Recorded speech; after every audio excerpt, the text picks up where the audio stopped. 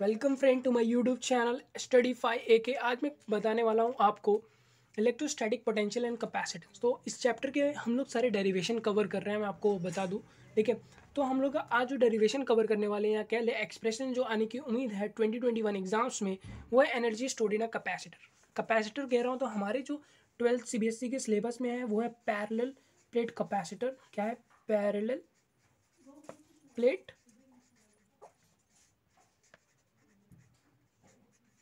Parallel plate capacitors है हमारे syllabus में। Okay, so let's get started. ठीक है, तो हमारा जो आइडियल कंडीशन लेते हैं हम लोग हर बार, वो एक ऐसी प्लेट है, एक पे जो पॉजिटिव चार्ज इस तरीके से है। ठीक है, इस तरीके से, ये वाली नहीं लेते, इस साइड थोड़ा नहीं, यहाँ पे -Q चार्ज है और इस वाले प्लेट पे है +Q चार्ज। ठीक है, तो ये आप जानते हो। तो मैं सबसे पहले बता दूँ, जो एनर्जी स्टोर्ड होती है ना, एनर्जी, ये एक इंपॉर्टेंट टर्म है, एनर्जी स्टोर्ड इन कैपेसिटर। कोई पूछे कि energy stored in a capacitor किस फॉर्म में होती है, तो वो इलेक्ट्रिकल एनर्जी की फॉर्म में होती है। किसमें? कैपेसिटर की बात करो तो वो किसके फॉर्म में होती है? एनर्जी स्टोर्ड इन कैपेसिटर, तो वो किस फॉर्म में होती है? Electrical form. ये आपको बहुत पूछे जाने वाला है। ठीक है, ऑलवेज इलेक्ट्रिकल फॉर्म में होती है। ठीक है, और जब हमारी बात आती है इंडक्टर की, किसकी? इंडक्टर की, जो आप आगे पढ़ोगे अल्टरनेटिव करंट में आपको मिलेगा पढ़ने के लिए, तो वहाँ पे हम लोग किसकी किसकी बात करते हैं? यहाँ पे इलेक्ट्रिकल फॉर्म में की जाती है, और यहाँ पे कैसे होती है? इलेक्ट्रिक एनर्जी की फॉर्म में। और वहाँ पे क्या होती है? Magnetic energy. Magnetic energy. तो कैपेसिटर के अंदर हमारा इलेक्ट्रिक फील्ड होता है, और जो इंडक्टर के अंदर हमारे जो फॉर्म्स होती है वो हमारी होती है मैग्नेटिक फील्ड। ठीक है, तो ये क्वेश्चन आता है इसलिए मैंने बता दिया, वरना अभी तो कोई रिलेशन नहीं है इसका। ठीक है, तो ये हमारा ये है। ठीक है, अब हमें फर्स्ट ऑफ ऑल करना है, मान लो यार इसके पास -Q चार्ज है, बहुत सारा चार्ज है। ठीक है, तो मैं कहता हूँ कि ये ना इसे दे देगा कितना चार्ज? मैं कह रहा हूँ DQ चार्ज। बहुत DQ जो चार्ज है ना, वो नेग्लिजिबल अमाउंट, समझ लो नेग्लिजिबल, इस पर कोई इफेक्ट नहीं पड़ने वाला है, इसलिए मैं कह रहा हूँ DQ चार्ज इसे दे देता है। ठीक है, कितना चार्ज दे देता है? DQ चार्ज इसे दे देता है। ठीक है, कितना चार्ज देता है? DQ चार्ज इसे दे देता है। ठीक है, इतना समझ में आया? देखो,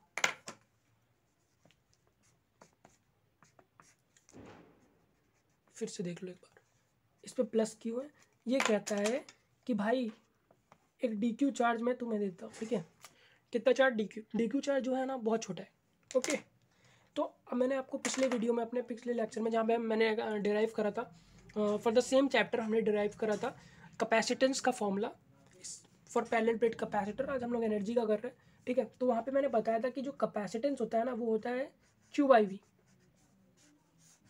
V बोले तो वोल्टेज, V बोले तो वोल्टेज या इलेक्ट्रोस्टैटिक पोटेंशियल भी इसे कह सकते हो आप। ठीक है, तो ये फॉर्मूला था। तो यहाँ से अगर मैं यहाँ से बात करूँ तो यहाँ पे Q की वैल्यू क्या हो जाएगी? CV हो जाएगी। एक चीज़ ये इंपॉर्टेंट है, ये लिखना होगा आपको। ठीक, उसके बाद क्या लिखोगे? अब मैंने जब इसे यहाँ से यहाँ जाने में कुछ वर्क हुआ होगा। ठीक है, तो work done in transferring this DQ charge from this to this, from this to this, कितना हुआ होगा? वो हमारा होता है V/DQ। कितना होता है? V/DQ।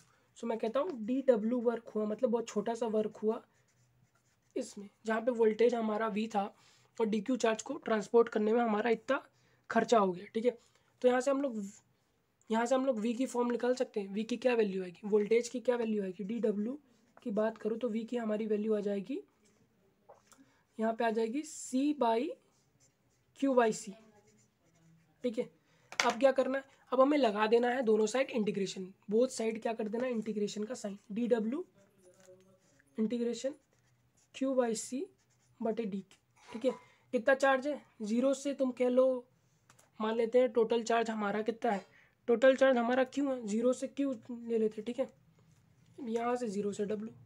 ठीक, अब ठीक, तो इसका तो W आ जाएगा, हमें पता है कैसे।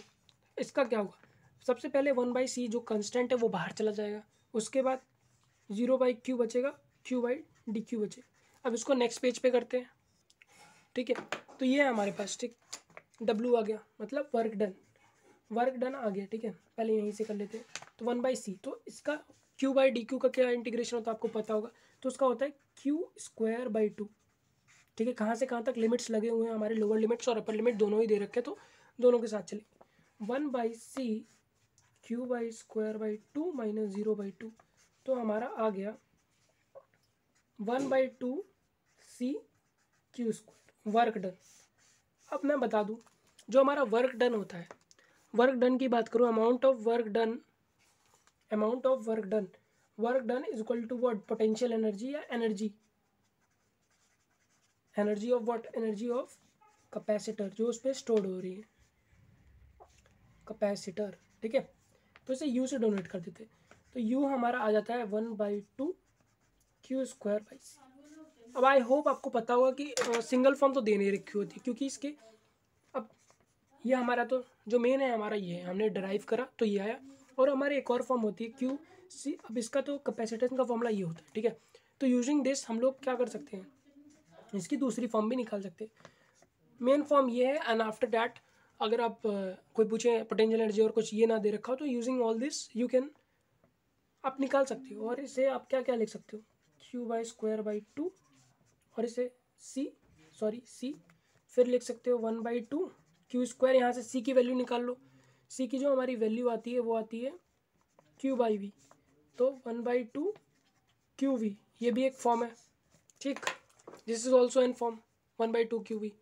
और एक और फॉर्म है हमारी U 1/2 CV²।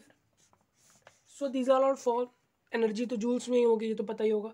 सो अगर आपको वीडियो पसंद आई हो मेरी इस होल डेरिवेशन की, आप स्क्रीनशॉट ले ले। ठीक है, पहले स्क्रीनशॉट हमने यही करा, इस तरीके से डिराइव करा, और तो इस तरीके से मैंने डिराइव कर दिया था एनर्जी स्टोर्ड इन कैपेसिटर।